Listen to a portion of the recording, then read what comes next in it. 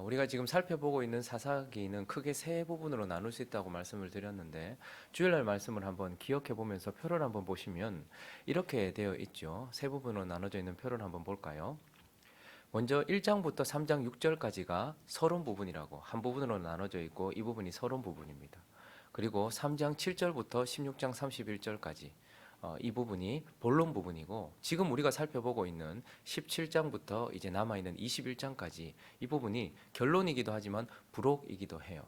그래서 1장부터 3장 6절까지는 사사기 이야기가 시작되는 배경을 쭉 우리에게 가르쳐주고 있다면 3장부터 16장까지 3장 7절부터 16장까지는 우리가 잘 아는 하나님께서 세우신 사사들과 관련해서 6명의 소사사 6명의 대사사, 그래서 마지막 온니엘 사사부터 시작해서 삼손 사사까지 12명의 사사들과 관련해서 하나님의 백성들에 대하여 교훈을 주셨습니다. 그런데 하나님은 사사기에서 사사들의 이야기에서 그치지 않고 부록을 붙이셨단 말이에요. 그래서 17장부터 21장까지는 하나님이 세우신 레위, 본론에는 하나님이 세우신 사사들과 관련해서 하나님이 하나님의 말씀을 주셨다면 이제 이 부분은 하나님이 세우신 두 사람의 레위인을 대표로, 그래서 레위인과 관련해서 하나님께서 하나님의 백성들의 말씀에 대해서 가르쳐주고 있는데 우리가 어제까지 살펴보았던 이제 이 부분 부록을 또 두 부분으로 나눌 수 있어요. 17장부터 21장까지가 부록 부분이라고 했잖아요. 그런데 여기에 두 부류의 레위인이 등장하거든요. 그래서 이 부분을 또 두 부분으로, 부록을 두 부분으로 나눌 수 있는데 우리가 어제까지 살펴보았던 17장과 18장까지가 첫 번째 부분인데요. 거기에 우리가 어떤 레위인이 나왔습니까? 하나님이 그냥 신상을 밝혀버리셨죠. 모세의 손자 게르솜의 아들 요나단.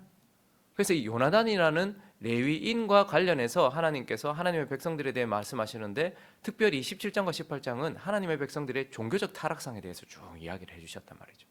자, 그런데 이제 오늘부터 우리가 살펴볼 19장, 20장, 21장에는 또 다른 레위인이 한 명 등장을 하고 그와 관련된 이야기를 통해서 이번에는 하나님의 백성들의 도덕적인 타락상, 17장과 18장은 종교적인 타락상을 우리에게 가르쳐 주었다면 이제 오늘부터 이제 마지막 21장까지는 이스라엘 백성들이 도덕적으로 얼마나 타락했는지를 우리에게 보여주게 되는 것입니다. 자, 그래서 오늘 1절 말씀을 한번 읽고 시작을 해볼까요? 1절 말씀을 한번 보시면 부록 부분에 계속해서 반복되는 어구가 바로 이거죠. 이스라엘의 왕이 없을 그때에 이스라엘의 왕이 없었으므로 이것이 계속해서 등장하고 있고 이번에는요 에브라임 산지 구석에 거류하는 어떤 레위인이 등장을 하고 있습니다. 이제 또 다른 레위인을 등장시키시면서 새로운 이야기를 시작하시는 하나님께서 특별히 이스라엘 백성들의 도덕적 타락상에 대하여 말씀하시는 내용들을 가지고 오늘 본문을 통하여서 한 두 가지 정도 교훈을 살펴보려고 합니다. 그 첫 번째는요, 도덕적 타락은 영적 타락에서 기인된다라는 거예요. 도덕적 타락은 영적 타락 때문이다. 영적 타락에서 기인된다라고 오늘 본문은 우리에게 가르쳐 주고 있습니다. 여러분, 한 사회에 도덕적인 척도를 가늠하는 것은 그 사회의 성도덕, 성윤리를 보면 알 수 있습니다. 이 사회가 얼마나 도덕적인가 하는 것을 가늠하는 것은 그 사회의 성적인 것에 대한 도덕률이 얼마나 높은가, 그러니까 성과 관련해서 성도덕을 보면 이 사회의 전반적인 도덕성이 드러난다라는 것은 일반 사회에서도 인정하고 있는 것입니다. 그런데 오늘 하나님께서요 이스라엘 백성들의 부패성을 사사들의 이야기를 통해서 쭉 얘기하셨지만 그 사사기를 끝내지 않고 마지막 레위인과 관련돼서 이 이스라엘 백성들의 타락상에 대하여 특별히 성과 관련된 타락에 대하여 아주 부각시키고 있는 것을 보게 돼요. 오늘 본문 말씀 이 레위인과의 이야기는 전부 성적인 이야기예요. 성과 관련된 이야기입니다. 1절을 다시 한번 보시면요, 레위인이라고 하면 지금으로 말하면 목회자라고 생각하시면 돼요. 그런데 그 목회자가 이스라엘 왕이 없을 그때에 에브라임 산지 구석에 거류하였는데 어떤 레위 사람이 유다 베들레헴에서, 에브라임 산지는 이쪽이라면 유다 베들레헴은 이만큼 밑에 있는 곳이에요. 그런데 유다 베들레헴에서 뭐를 맞이했대요? 첩을 맞이했다라고 말하고 있어요. 이게 이상하게 느껴지셔야 됩니다. 목사가 왜 두 집 살림, 세 집 살림을 하고 있지? 이렇게 생각이 되는 거죠. 그런데 저기서 첩이라는 단어는 그냥 뭐 이렇게 창기 같은 그런 여자가 아니고 진짜 정실 부인은 아니지만 첫 번째 부인은 아니지만 거의 부인과 같은 역할을 하는 사람이에요. 그런데 저 여자가 4절에도 보면 이 여자가 본문에 그 히브리어에 보면 젊은 소녀 이렇게 나오거든요. 그러니까 이 여자는 부인으로 들였는데 보통 그러면 안 되지만 사실 그것도 안 되지만 첫째 부인이 자녀를 생산하지 못할 때에 자녀를 생산하기 위하여 또 부인을 들이는 경우가 간혹 있었습니다. 사실 이것도 인정되는 것은 아니에요. 그런데 지금 이 여인은 자녀를 위한 것도 아니고 젊은 여자로서 이 레위인의 육체의 정욕을 위하여 들인 여자다 이 말입니다.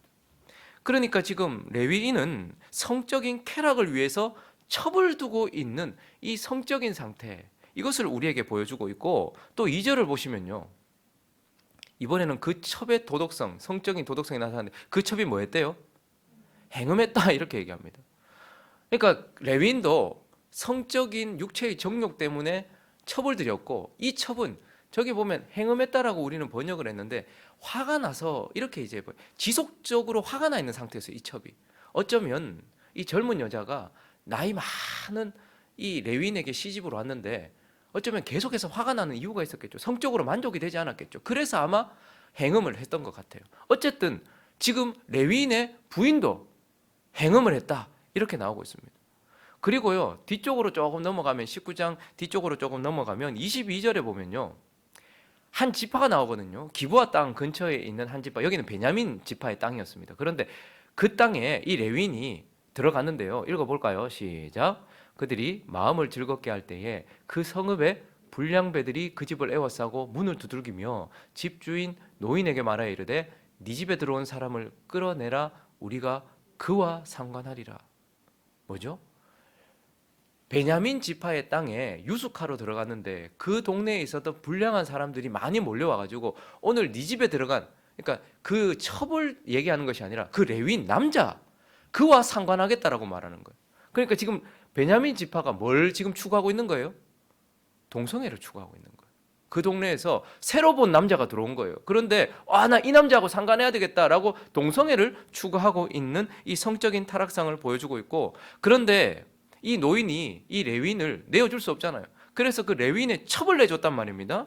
그리고 나니까 25절을 보시면 무리가 듣지 아니하므로 그 사람이 자기의 첩을 붙잡아 그들에게 밖으로 끌어내매 그들이 그 여자와 관계하였고 밤새도록 그 여자를 능욕하다가 새벽 미명에 놓은지라. 우리가 내일 확인하겠지만 이 여자 어떻게 됩니까? 죽습니다. 그러니까 지금 저 여자는 단순히 성폭행을 당한 것이 아니고 윤관을 당한 거예요. 많은 남자들에게 밤새도록 성폭행을 당해서 결국은 성폭행 당해서 죽임을 당한 거죠. 그러니까 윤관이 지금 일어나고 있었다는 것을 보게 돼요. 하나님께서 하나님의 백성들의 그 상태가 참 타락했었다 이렇게 끝내지 않고 부록 부분에서 지금 레위인부터 시작해서 베냐민 지파까지 얼마나 성적으로 타락했는지에 대하여서 지금 우리에게 보여주고 있는 것이죠. 온통 성적 타락이고, 지금 이러한 이스라엘 백성들의 성적 타락은 가나안 땅에 있었던 세상 사람들과 별반 다르지 않은 성적인 도덕성을 우리에게 보여주고 있습니다. 자, 그러면 이스라엘 백성들이 왜 이렇게 성적으로 타락한 것입니까? 특별히 그들이 성에 약하기 때문입니까? 지금 이들이 이렇게 성적으로 타락한 이유는 결국 그들의 영적인 타락 때문이다라고 우리에게 가르쳐주고 있습니다. 그들이 특별히 육체의 정욕을 더 추구했던 것이 아니고 그들이 이렇게 육체적인 타락에 빠진 이유는 그들의 영혼이 음행을 하고 있기 때문이다라는 것이에요.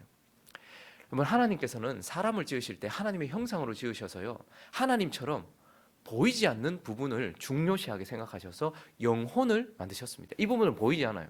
근데 사람의 독특한 것은 하나님과도 다르고 천사들과도 달라요. 이러한 영혼이 어디에 담겨 있습니까? 질그릇이라는 육체에 담겨 있어요. 그래서 우리의 보이지 않는 영과 혼이요, 보이는 육체의 움직임을 통해서 드러나게 되어 있단 말입니다. 그래서 우리는 영혼을 볼 수 없지만 그러나 우리는 엄밀한 의미에서 영혼을 볼 수 있어요. 어떻게 해요? 우리의 말은 우리의 영을 반영합니다. 여러분들이 내뱉고 있는 말, 제가 내뱉고 있는 말은 나의 영을 반영한단 말입니다. 그리고요, 저와 여러분들의 육체의 행위는 우리의 혼을 반영해요. 제 마음을 반영한단 말입니다. 그래서 우리는 하나님처럼 마음과 영을 볼 수는 없지만 그러나 우리는 육체를 통하여서 저 사람의 영과 혼을 알 수 있단 말이죠. 그래서 우리가 하는 말은 저 사람의 영을 반영하고 있고 우리가 하는 행동은 우리의 마음을 반영하고 있다라는 거예요. 자, 그러니까 이 육체적인 삶은 결국 무엇의 반영인 것입니까? 우리의 영혼의 반영인 거예요. 자, 그런데 이스라엘 백성들이 지금 성적으로 타락했다 이 말입니다.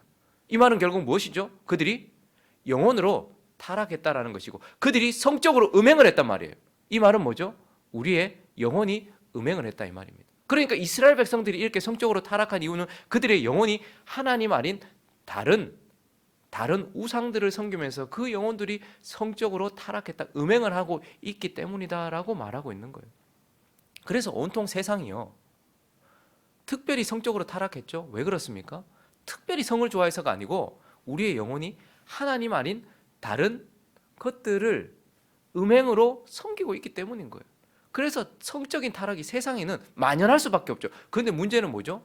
하나님의 백성들 안에도 성적으로 타락했어요. 그것은 세상이 잘 유혹했기 때문이 아니라 하나님의 백성들도 자기의 신랑 되신 하나님을 버렸고 음행을 하고 있는 영혼의 문제다라는 것입니다. 그러므로 이제 하나님은 19장, 20장, 21장 사사기를 마무리하시기 전 먼저 이들이 결국은 도덕적으로도 이렇게 타락했다, 특별히 성적인 타락을 통해서 말씀하시면서 그 타락의 원인은 바로 영적인 타락에서 기인한다.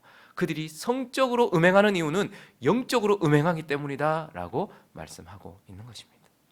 그리고 이제 이어지는 본문 말씀을 통해서 또 하나 하나님께서 정말 하고 싶은 얘기를 하고 계시는데, 백성들의 타락은 레위인의 타락에서 기인된다라고 하나님은 말씀하고 계십니다.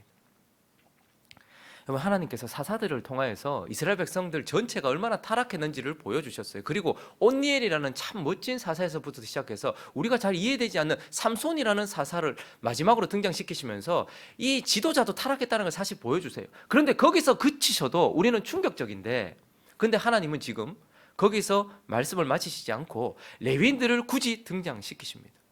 그래서 하나님의 백성들의 죄악상을 지적하시면서 하나님은 레위인들을 탁 부각을 시키세요. 레위인들은 어떤 사람들입니까? 제가 말씀드렸던 것처럼 레위인들은 흩어놓은 자들입니다. 뭘 위해서? 하나님의 백성들을 위해서. 그래서 하나님의 백성들은 12지파가 흩어져서 하나님이 주시는 기업에서 세상 속에서 살아가는 것이죠.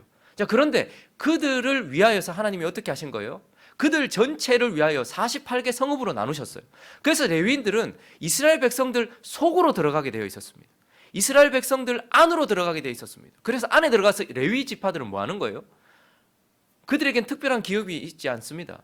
그들에게는 하나님이 기업이세요. 그래서 그들은 하나님을 예배하기 위하여서 이스라엘 백성들 속으로 하나님께서 흩으셨어요. 그리고요, 중요한 것은 그들에게 율법을 들려주셔서 하나님의 말씀을 수종들도록 하나님의 말씀을 이스라엘 백성들에게 가르치기 위하여 흩어놓은 자들이에요. 그리고요, 하나님의 말씀을 살아가도록, 그래서 눈으로, 입으로 가르쳐주고 그들이 눈으로 이스라엘 백성들이, 레위인들이 말씀대로 살아가는 것을 보면서 배울 수 있도록 말씀을 살아가도록, 그리고 그 율법을 집행하도록 레위인들을 두셨단 말입니다. 레위 지파 자체가 다른 지파보다 훨씬 나았기 때문이 아니에요. 그것은 그냥 하나님이 정하신 법이었습니다. 물이 위로에서부터 아래로 내려오는 것처럼 하나님이 12지파들 중에 특별히 레위지파를 선택하셔서 나은 것이 전혀 없었지만 레위지파는 하나님이 전체의 이스라엘 백성들에게 흩으셔서 그들을 위하여서 이스라엘 백성들이 어떻게 해요? 말씀을 듣고 그리고 말씀을 보고 배워서 말씀대로 살아갈 수 있도록 하기 위하여 세우신 지파였어요. 그래서 결국 레위지파는 이스라엘 백성들에게 뿌려놓은 소금이었단 말입니다. 그들이 부패하지 않도록 그들의 거룩을 위하여서 레위 사람들은 뿌려놓은 이스라엘 백성들 속에, 교회 속의 소금이었단 말입니다. 교회는 무엇입니까? 세상 속의 소금인 거예요. 그래서 하나님은 세상의 부패를 막기 위해서 교회를 세우셨어요. 이스라엘 백성을 세우셨어요. 그런데 이스라엘 백성들의 부패를 막기 위해서는 뭘 세우신 거예요? 레위 지파를 세우신 거예요. 그러니까 거룩을 위해서 세워놨다는 말이죠. 그런데 우리가 오늘 17장부터 21장까지 이 부록이 진행되는 동안 하나님은 레위 지파를 확 드러내시면서 우리는 무엇을 확인했습니까? 17장 8절은 이렇게 시작되었죠. 요나단이라는 그 신상이 공개돼 버린 이 레위 지파가 그 사람이 거류할 곳을 찾. 이거는 말이 안 되는 소리예요. 레위 지파가 거류할 곳, 기업을 찾아다녔다. 돈을 쫓아다녔다. 말이 안 되는 소리예요. 그런데 그 사람이 거주할 곳을 찾고자 그 성읍 유다 베들레헴, 베들레헴에 간 것도 잘못인데 거기서 또 에브라임 산지로 가서 미가의 집에 갔다라는 것을 보게 돼요. 그러니 레위 지파가 하나님이 이스라엘이라는 교회 공동체의 거룩을 위하여 뿌려놓은 소금인 그들이 어떻게 했다는 거예요? 그 자리를 버렸다는 거예요. 하나님의 말씀을 버렸다는 거예요. 레위 지파들이 하나님의 말씀을 버렸다라고 말씀하고 있어요. 자, 그리고 나서는 뭘 추구하는 거예요? 하나님을 떠나고 사명을 떠났어요. 말씀을 떠났어요. 그러니 목회자들이 뭘 한 것입니까? 10절을 보면요. 나를 위하여 아버지와 제사장이 되라. 그런데 사명이 아니에요. 거룩한 사명이 아니에요. 내가 해마다 은열과 의복 한 벌과 먹을 것을 주리라 함으로 그 레위인이 들어갔더라. 거기 정착했던 이유가 무엇입니까? 돈, 물질. 그러니까 목회자들이 돈을 쫓기 시작했다라고 하나님은 레위 지파를 통하여서 지금 말씀하고 있는 것입니다. 그리고요, 18장으로 넘어가 보시면 19장에서 우리는 뭘 확인했습니까? 그들이 그에게 이르되 잠잠하라, 네 손을 입에 대라. 우리와 함께 가서 우리의 아버지와 제사장이 되라. 네가 한 사람의 집의 제사장이 되는 것과 이스라엘 한 지파 한 족속의 제사장이 되는 것 중에 어느 것이 낫겠느냐. 이제 레위 사람이 뭘 추구하기 시작합니까? 돈과 물질을 추구하던 그가 명예를 추구하기 시작하는 것이죠. 돈과 명예. 그리고 오늘 본문 1절은 무엇을 확인하게 됩니까? 1절을 보니까 어떤 레위 사람이 유다 베들레헴에서 뭘 맞이했다고 얘기합니까? 첩을 맞이했다. 그러니 지금 이스라엘 백성들 전체의 타락상의 이유는 그들의 거룩을 위하여 뿌려놓은 소금인 레위 사람이, 목회자들이 돈, 명예, 성, 이것에 빠져버렸기 때문이라고 하나님은 가슴 아프게 고발하고 계시는 것입니다. 사사기의 결론 부분에 와서 하나님은 이제 이 모든 책임이 영적 지도자에게 있다라고 우리에게 말씀하고 계시는 것이고, 그래서 이제 사사기를 마무리하기 전 이 부록을 통하여서 하나님은 너희가 지금 이렇게 도덕적으로, 특별히 성도덕을 보여주시면서 도덕적으로 타락한 이유는 외적인 것에 있지 않고 너희의 영적인 상태에 있다는 거예요. 그리고요, 레위 지파에게 있다라고 우리에게 말씀하고 계시는 것입니다. 말씀을 정리하겠습니다. 여러분, 이제 그러면 근본적으로 우리에게 뭐가 필요하다고 사사기는 이야기하고 싶은 것일까요? 세상은 보이는 것을 바꾸려고 해요. 그래서 자꾸 우리의 말을 바꾸려고 하고요, 행동을 자꾸 바꾸려고 해요. 그러나 우리의 말과 행동은 영혼을 반영하는 것이란 말입니다. 그래서 하나님은 우리의 말과 행동을 바꾸려고 하시는 것이 아니라 이 말과 행동을 만들어내는 영혼을 바꾸려고 하고 있고, 그것을 바꾸는 것은 결국 복음밖에 없다라는 거예요. 복음이신 예수밖에 없다라는 거예요. 그래서 사사기의 시대를 끝낼 것은 오직 진정한 복음이신 예수밖에 없다라는 것을 말하고 싶어 하시는 것이고, 근본적인 필요가 무엇이냐? 바로 복음이다, 예수다라는 것을 우리에게 말씀하고 싶어 하시는 것입니다. 그리고요, 그러면 실질적인 필요는 무엇입니까? 그들에게 근본적인 필요는 예수, 복음이에요. 실질적인 필요는 무엇입니까? 이 사사기를 끝낼 수 있는 실질적인 필요, 그것은 바로 레위인들의 회개인 것입니다. 목회자들의 회개인 것입니다. 참 가슴 아픈 이야기죠. 하나님은 소돔과 고모라가 멸망하는 이유를 소돔과 고모라가 타락했기 때문이라고 말하지 않고 소돔과 고모라에 의인 10명이 없어서라고 말하고 있어요. 그러니 세상이 이렇게 부패한 이유는 세상의 거룩을 위하여 뿌려놓은 세상의 소금인 교회가 제 역할을 못했기 때문이라고 말해요. 그런데 이제 교회가 이렇게 타락한 이유에 대해서 하나님은 교회에 뿌려놓은 소금인 레위 목회자들이 돈과 명예와 성을 쫓아서 타락했기 때문이라고 얘기해요. 돈, 물질, 먹고 마시는 거, 이건 뭐죠? 육신의 정욕. 여자에 빠졌습니다. 뭐죠? 안목의 정욕. 그리고 명예를 쫓아갑니다. 뭐죠? 이생의 자랑. 그러니 목회자들이 이렇게 성과 돈과 명예에 빠져버린 이유 때문이다라고 말하면서 실질적인 우리의 필요는 무엇입니까? 지도자들이 회개해야 된다라는 거. 목회자들의 관심은 오직 성도들에게 있어요. 성도들을 어떻게 할까? 성도들을 어떻게 할까? 근데 하나님은 우리에게 말합니다. 너희들이 바뀌어야 된다. 그런데 그러면 오늘 이 설교는 저만 들으면 되는 것입니까? 네 때문이네. 성도들에게 이 이야기를 들려주시는 이유는 교회가 이 모양 이 꼴이 된 것은 전부 목사들 때문이네, 이 이야기를 하고 끝내려고 하시는 것일까요? 이러한 목회자들이 활짝 꼽힐 수 있도록 만든 것은 성도들이라는 땅입니다. 그러니 성도들은 어떻게 해야 될까요? 목회자들의 회개를 위해서 기도해야 됩니다. 우리 목사님의 목회가 잘 될 수 있게 해달라고, 우리 교회가 부흥할 수 있게, 그게 아니고 목사들이 성과 돈과 명예에 빠지지 않도록, 혹 빠졌다면 나올 수 있게 해달라고 기도해야 되고, 성도들은요, 그런 꽃을 피게 만든 우리를 놓고서 성도들도 회개를 해야 되는 것입니다. 그러므로 코로나 시대를 거치면서 세상이 문제가 아니에요. 교회가 문제고, 교회의 성도보다 먼저 중요한 것은 목회자들의 문제라는 것을 기억하면서 오늘 이 아침에 여러분들 목회자들을 위해서 기도해 주십시오. 그리고 이런 목회자들이 활짝 피게 한 여러분들을 놓고서 회개하시기 바랍니다.